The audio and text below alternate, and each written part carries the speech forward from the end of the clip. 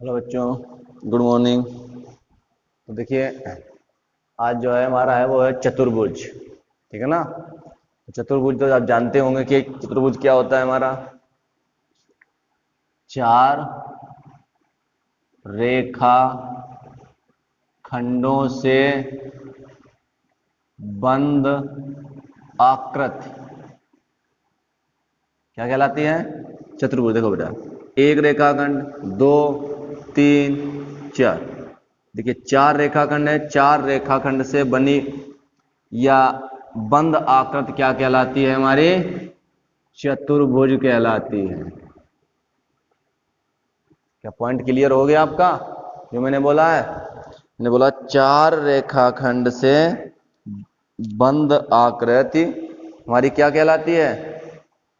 चतुर्भुज कहलाती है। डिफिनेशन नोट कर लोगे? डिफिनेशन क्या लिखोगे? चार रेखाखंडों से बंद आकृति चतुर्भुज कहलाती है। पहला पॉइंट हमारा क्लियर। अब पॉइंट आता है चतुर्भुज के प्रकार। चतुर्भुज के प्रकार कितने प्रकार के हैं समझिए। ये निम्न प्रकार के हैं। ये लिखना है आपको पेपर पे, जितना मैं बता रहा हूं। ये निम्न प्रकार के हैं। नंबर एक, समलंब चतुर्भुज। नंबर एक, समलंब चतुर्भुज। ठीक है ना, समलंब चतुर्भुज। ठीक है ना। ध्यान से देखिए, मैं समझाता हूं कैसा होगा समलंब।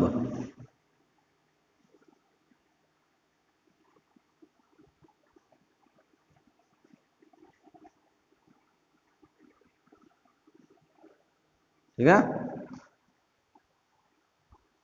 एक ऐसा चतुर्भुज जिसमें एक भुजाओं का युग्म ऐसा हो जिसमें वो भुजाएं समांतर हों। समांतर जानते हो ना? जैसे कि अगर मान लो कि ये और ये रेखाएं जो है रेखाएं युग्म है, तो इनके बीच की दूरी, इनके बीच की दूरी कहीं पर भी लूं एक जैसी आएगी। जैसे कि ये देखो, ये दो रेखाएं खींच दी मैंने कहा कि ये दोनों रेखाएं समांतर हैं। तो इन दोनों रेखाओं के बीच की दूरी में चाहे यहां से यहां तक नापूं और चाहे यहां से यहां तक नापूं और चाहे यहां से यहां तक नापूं, इन दोनों के बीच की जो दूरी है सब जगह एक समान होगी। पटरियां लगी हैं तो दोनों पटरियां एक दूसरे के समांतर हैं। तो समांतर है मतलब क्या है कि आप उस पटरी के बीच की दूरी कहीं पर भी नाप लीजिए, दोनों पटरियों के बीच की दूरी कहीं पर भी नाप लीजिए, आपको बराबर ही मिलेगी। बीच की दूरी, उनके बीच की दूरी, उसको बोलते हैं समांतर। तो इनमें से चाहे अब ये वाले हों और चाहे ये वाले हों, दो रेखा युग्म ऐसे हों जो आपस में समांतर हों, मतलब इनके जिनके बीच की दूरी जो है समान होनी चाहिए। क्या यहां पे से नापे? समांतर होना चाहिए। तो समांतर का क्या मतलब है मैंने बता दिया। दो रेखाखंड जो हमारे युग्म होंगे उनके बीच की दूरी यानी कि उनको आपस में समांतर होना अनिवार्य है समलंब चतुर्भुज में। तो डिफिनेशन मैंने क्या बोली है? डिफिनेशन लिख लिए, ऐसा चतुर्भुज जिसमें सम्मुख भुजाओं का एक युग्म, जिसमें सम्मुख भुजाओं का एक युग्म समांतर होता है, समांतर होता है, समलंब चतुर्भुज कहलाता है।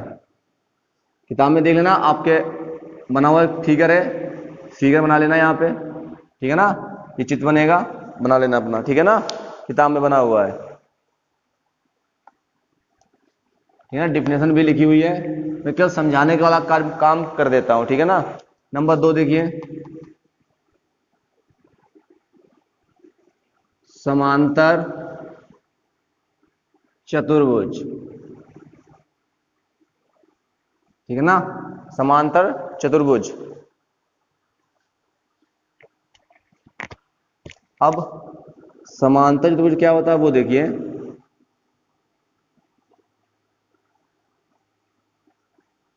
ठीक है। अब इसमें चाहे इस वाली भुजा की बात की जाए और चाहे इस वाली भुजा की बात की जाए, दोनों भुजाएं आपस में समांतर होंगी। ये भुजा इस भुजा के समांतर होगी, ये भुजा इस भुजा के समांतर होगी आपस में दोनों। और समलंब में क्या था, केवल एक रेखाखंड, कोई भी रेखाखंड युग्म समांतर था, लेकिन यहां पे दोनों, चाहे ये वाली आपस में आमने सामने भुजाएं, चाहे ये वाली आपस में आमने सामने भुजाएं समांतर होंगी, उसको बोलते हैं समांतर चतुर्भुज। नंबर 3 में है समचतुर्भुज। समचतुर्भुज, सम मतलब समान, सम मतलब समान।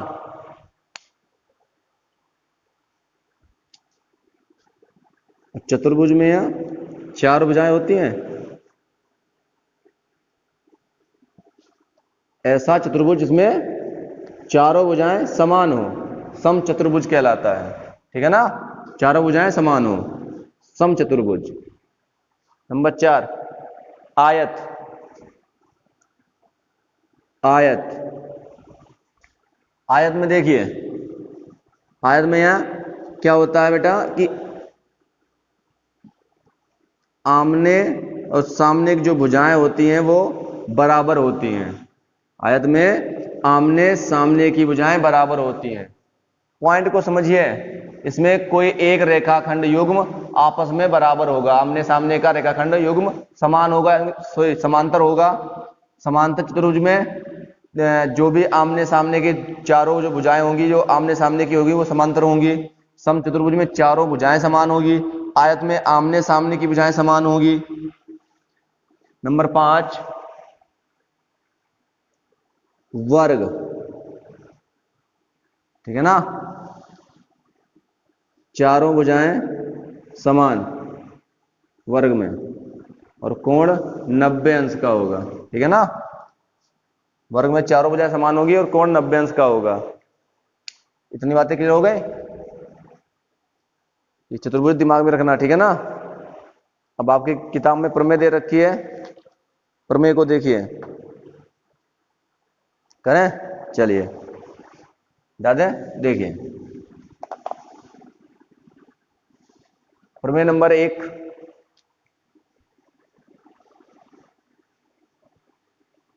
प्रमेय नंबर 1 है हमारी, क्या है, किसी समांतर चतुर्भुज की, किसी समांतर चतुर्भुज की सम्मुख भुजाएं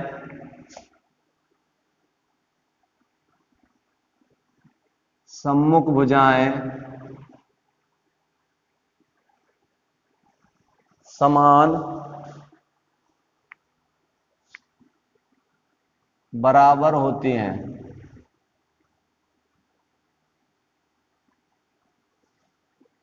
बराबर होती है, सम्मुख भुजाएं बराबर होती हैं, ये हमें दिखाना है आपको, ठीक है। चलिए अभी दिखाते हैं आपको कि सम्मुख भुजाएं बराबर कैसे होती हैं। देखिए ध्यान से,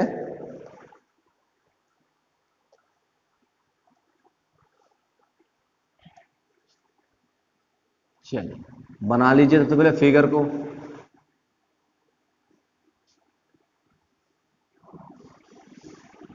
अच्छे से बनाना, आपकी किताब में बना होगा, ठीक है ना। थोड़ा सही से नहीं बन रहा है, ठीक है ना, बना लेना, ठीक है ना। ऐसे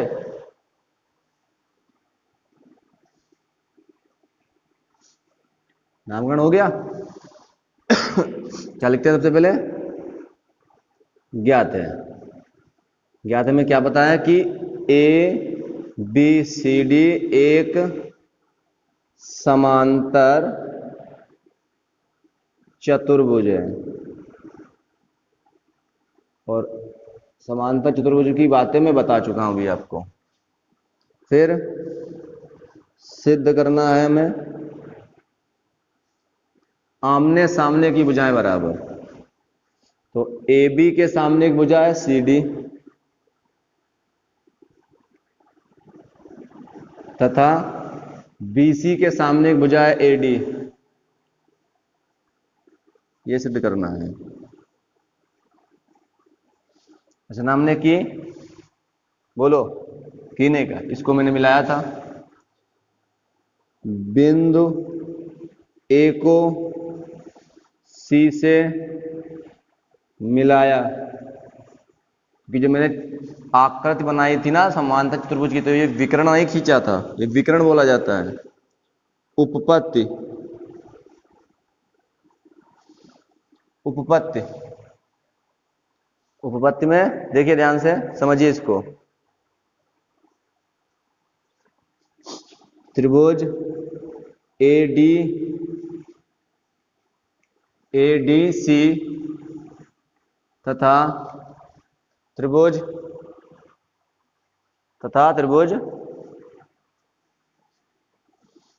त्रिभुज ए बी सी में, ए डी सी था ए बी सी में, ठीक है ना। देखिए ध्यान समझना, ये वाला कोण इस कोण के बराबर होगा। क्यों होगा पता है ना? चलिए बताता हूं मैं अभी आपको। देखो क्या नाम है, ए सी बी, कोण ए सी बी बराबर सी ए डी, कोण सी ए डी। क्यों बराबर है? क्योंकि एकांतर कोण है। एकांतर कोण क्या सर? थोड़ा जब ये जेड बन जाए तो समझ जाना ये कोण इस कोण के बराबर है, क्योंकि ये एकांतर कोण बोले जाते हैं। देखो ये एक जेड बन रहा है, यहां से लो स्टार्ट करो, जेड बन रहा है, इसलिए ये कोण इस कोण के बराबर। हो गया? क्लियर हो गया? नहीं हुआ? अब देखो, अब चाहे इस त्रिभुज की बात करूं चाहे इस त्रिभुज की बात करूं, ए बी सी की या ए डी सी की, दोनों में ये जो भुजा है विकर्ण ए सी, दोनों में यानी कि उभयनिष्ठ है। जब एक ही भुजा दोनों में आए तो उसको उभयनिष्ठ बोलते हैं। बना के देख लो, मैं ये वाला त्रिभुज अलग बनाता हूं। ये देखिए ए बी सी, ए सी भुजा इसमें आ रही है, इसको बनाओ, त्रिभुज बना रहा हूं अलग से, क्योंकि उसको मैं त्रिभुज में बांटा था ना। ये देखिए सी डी ए, ये देखिए ए सी, दोनों में ऐसी आ रही है, तो दोनों में जो भुजा ऐसी आ रही है उभयनिष्ठ है, दोनों में मिल रही है ना, इसको बोलते हैं उभयनिष्ठ। हो गया? आगे देखिए, अगला है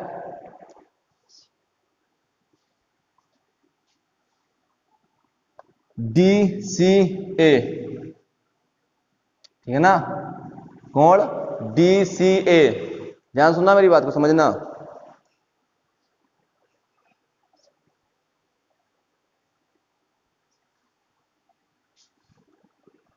ये वाला कोण इस वाले कोण के बराबर होगा। देखो ये बी ए सी, कोण बी ए सी बराबर कोण ए सी डी, ए सी डी। क्यों? क्योंकि एकांतर कोण, यहां पर भी तो जेड बन रहा है। ये देखो, ठीक है ना। अब देखो, दो भुजाएं बराबर है, दो कोण बराबर है, एक भुजा बराबर है। ए एस प्रमेय से, एंगल एंगल साइड, कोण कोण भुजा प्रमेय से, ए एस प्रमेय से। तो क्या लिख सकता हूं? जो मुझे सिद्ध करना था, क्या करना था? ए बी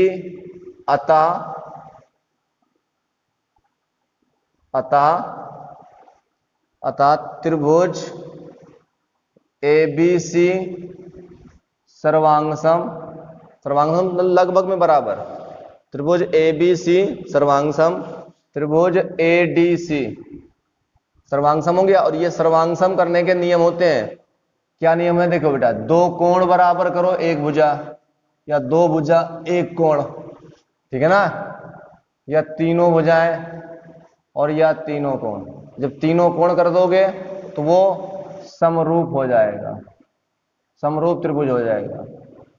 सर्वांगसम हो गया, सर्वांगसम हो गया, इसलिए जो मैं लिखना है वो लिख सकता हूं, जो सिद्ध करना है वो सिद्ध हो जाएगा। मैं मान सकता हूं कि सर्वांगसम है, लगभग में बराबर है, इसलिए ए बी बराबर सी डी तथा बी सी बराबर ए डी सिद्ध हो गया, प्रमेय हो गई हमारी, ठीक है ना।